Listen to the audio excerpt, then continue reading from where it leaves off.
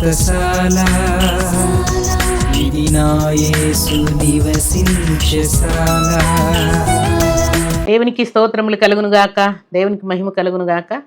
సర్వశక్తిమంతుడు అయినటువంటి దేవాతి దేవుడు మనలందరినీ ప్రేమించి ఆయన ఇచ్చినటువంటి శుభదినాన్ని బట్టి దేవదేవుని స్తుతిస్తూ ఉన్నాను. ప్రియులారా, మీ అందరికీ శుభములు వందనములు తెలియజేస్తూ ఉన్నాను. బెతెస్దా ఉదయకాల ప్రార్థనా ఊటలు అనే కార్యక్రమం ద్వారా దేవుడు మనందరితో మాట్లాడుతున్నాడు. శ్రేష్టమైనటువంటి వాక్కులనిచ్చి ఆయన కృపను నిండుగా మనకు అనుగ్రహిస్తున్నాడు. ఈ శుభదినాన దేవుడు మనకిచ్చినటువంటి శ్రేష్టమైన వాక్కును చదువుకుందాం. పరిశుద్ధ గ్రంథంలో నుండి నిర్గమకాండం 23వ అధ్యాయం 27వ వచనాన్ని చదువుకుందాం. నన్ను బట్టి మనుష్యులు నీకు భయపడునట్లు చేసేదను. దేవుడి శ్రేష్టమైన మాటలు దీవించి ఆశీర్వదించునుగాక.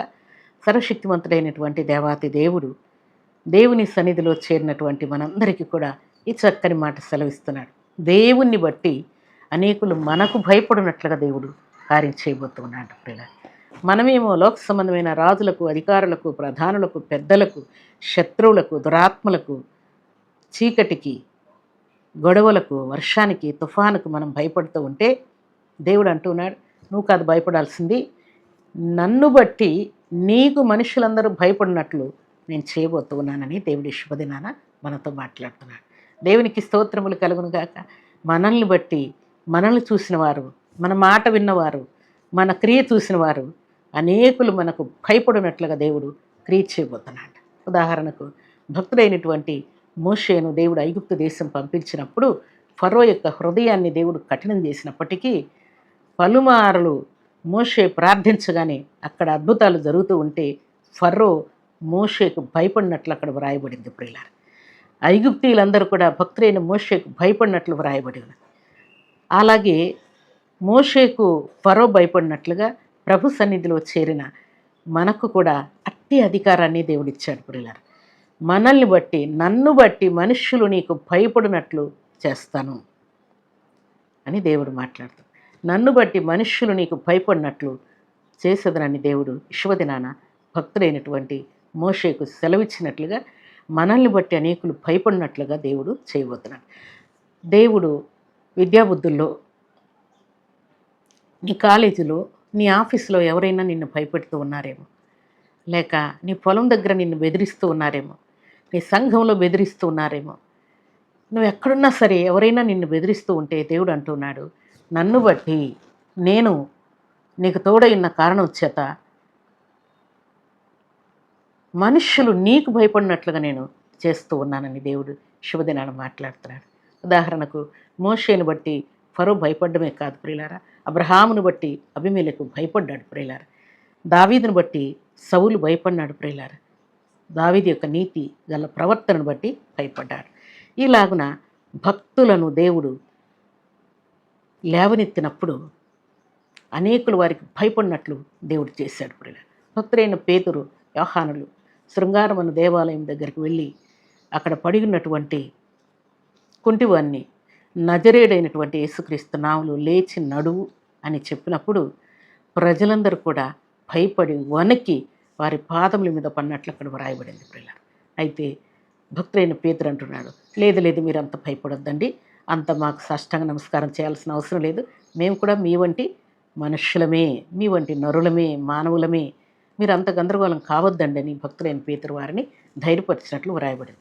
దేవుని సన్నిధిలో చేరినటువంటి దేవుని బిడ్డలమైన మన జీవితాలను దేవుడు అనేకులను భయపెట్టే వారంగా, దేవుని బట్టి, దైవ కార్యాలను బట్టి వారి హృదయాల్లో భయం పుట్టించడానికి ఆ శక్తిని, ఆ ధైర్యాన్ని, ఆ విశ్వాసాన్ని దేవుడు మనకిచ్చాడు. ప్రియులారా, దేవునికి స్తోత్రములు కలుగును గాక. ఇక మీదట నీవు నీ ఇంటి వారిని, నీ ఇరుగు పొరుగు వారిని, సంఘాన్ని, సమాజాన్ని దైవ కార్యముల చేత భయపెట్టుదు కాక. అనేకులు నీకు భయపడినట్లుగా దేవుడు కార్యం చేయను గాక.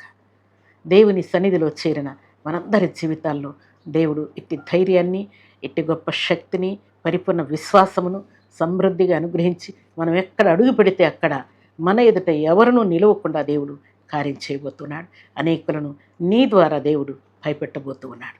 అలాంటి కృపా భాగ్యం ఈ ఉదయకాల సమయంలో సర్వాధికారి సమృద్ధిగా అనుగ్రహించాలని దేవుడు కోరుకుంటూ ఉన్నాడు. నువ్వు ప్రయాణం చేసినా, నువ్వు బస్సులో కూర్చున్నా, కారులో కూర్చున్నా, లేక ఫ్లైట్లో కూర్చున్నా, ట్రైన్లో ఉన్నా, కాలినడకన వెళ్తున్నా, ఎక్కడికి వెళ్తున్నా కూడా దేవుడు అనేకులు నిన్ను చూసి భయపడినట్లుగా దేవుడు కార్యం చేయబోతూ ఉన్నాడు. నీ అప్పుల్లో, కేసుల్లో, గొడవల్లో, అనారోగ్య పరిస్థితుల్లో, ఎగ్జామ్లో, జాబ్ విషయంలో, సంతాన విషయంలో, భార్యాభర్తలు సమాధానంగా ఉండే విషయంలో, అపవాది రేపినటువంటి సమస్త గొడవల విషయంలో దేవుడు మిక్కుటమైనటువంటి ఆశీర్వాదాన్ని దేవుడు నీకు ఇవ్వబోతున్నాడు. దేవునికి స్తోత్రములు కలుగును గాక. అట్టి శాంతిని, సమాధానాన్ని దేవుడు సర్వసమృద్ధిగా నీకు అనుగ్రహించి ఉదయకాల దీవెనల చేత, ఆశీర్వాదముల చేత నిన్ను నింపునుగాక. అలాంటి కృపా భాగ్యం సర్వాధికారి సమృద్ధిగా మనందరికీ అనుగ్రహించి ఆయన కృపలో ఆశీర్వదించునుగాక. ఆమేన్. ప్రార్థన చేసుకుందాం. భూమి ఆకాశములను కలుగు చేసిన మా తండ్రి, మీ కృతజ్ఞతలు చెల్లిస్తూ ఉన్నాను. ఈ శుభదినాన ప్రభా, మీరు ఇచ్చినటువంటి మాట ప్రకారం నన్ను బట్టి మనుషులు నీకు భయపడినట్లు చేస్తానని సెలవిచ్చిన దేవా, మీకు స్తోత్రాలు, వందనాలు చెల్లిస్తున్నాను.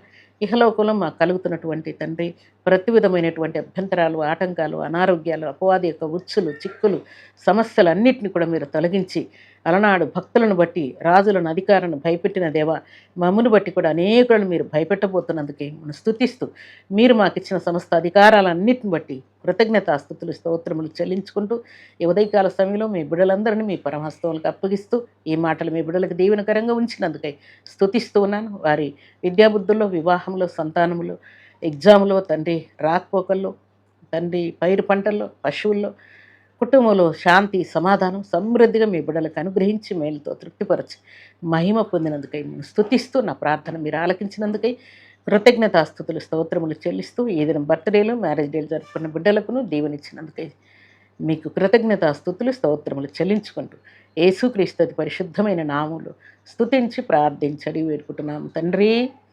ఆమేన్.